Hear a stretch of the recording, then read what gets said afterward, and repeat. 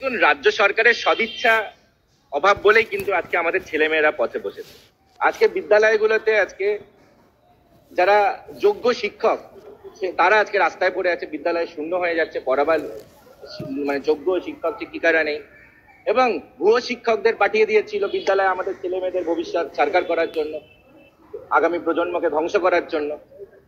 কিন্তু এই সুরাহা তখনই হবে, আজকে কি হচ্ছে, যোগ্য অযোগ্যকে পুরো মুড়ি মিষ্টির মতন মিশিয়ে দিয়েছে মমতা বন্দ্যোপাধ্যায় সরকার। তারা চায় না যে যোগ্যদের নামগুলো প্রকাশ হোক, কারণ তাহলে অযোগ্যরা এসে তৃণমূলকে প্রশ্ন কথা বলছেন। রাজ্যের মন্ত্রীরা কেউ বলছেন যে আগুন লাগিয়ে দিতে পারতো এরা ডিআই অফিসে, কেউ বলছেন যে মুখ দেখাতে আসছে, কেউ বলছে কি দরকার বিক্ষোভের।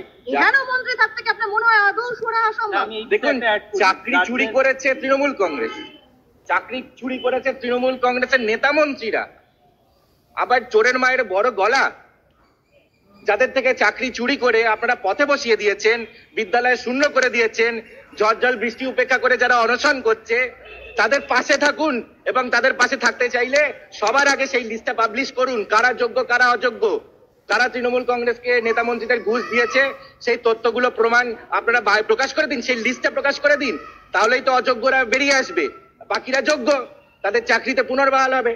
এমনি এমনি সুপ্রিম কোর্টে গিয়ে আমি লোক দেখানি রিভিউ পিটিশন করলাম, তাতে কিচ্ছু যায় আসবে না। তারা তখনই সুপ্রিম কোর্ট কোনো অ্যাকশন নিতে পারবে রিভিউ পিটিশনের ভিত্তিতে, যখন আপনারা যারা যোগ্য আর অযোগ্য সেই লিস্টটাকে আলাদা করবেন।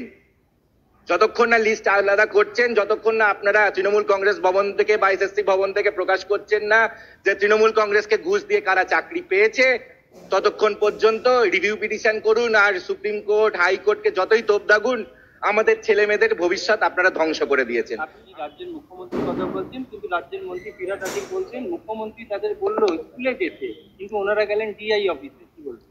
স্কুলে কি করে যাবে? স্কুল থেকে তো আপনাদের জন্য আজকে তারা স্কুল থেকে বাইরে চলে আসতে হয়েছে। তারা কেউ ডিআই অফিসে কি শখ করে এতদিন যেতেন? দিনের পর দিন ধরে যখন সুপ্রিম কোর্ট হাইকোর্ট তারা বারবার চেয়েছে যে যোগ্য অযোগ্য তালিকা আপনারা আলাদা করে দিন, কিন্তু দীর্ঘদিন ধরে কয়েক বছর ধরে কেস চলেছে, কখনো হাইকোর্টে চলেছে, কখনো সুপ্রিম কোর্টে। একবারের জন্য মনে হলো না যে যারা অযোগ্য সেই লিস্টটা আলাদা করি আর যারা যোগ্য তাদেরকে চাকরিতে রাখি। আজকে যদি যোগ্যদেরকে আপনারা চাকরিতে রাখতেন, আমাদের যারা যোগ্য চাকরি যোগ্য যারা শিক্ষক শিক্ষিকা তাদেরকে গিয়ে ডিআই অফিস অভিযান করতে হতো না। তারা ডিআই অফিসে যেতে বাধ্য হয়েছে, কারণ এই ডিআই অফিস থেকেই অযোগ্যদেরও মায়না হয়েছে, তারা যেতে বাধ্য হয়েছে।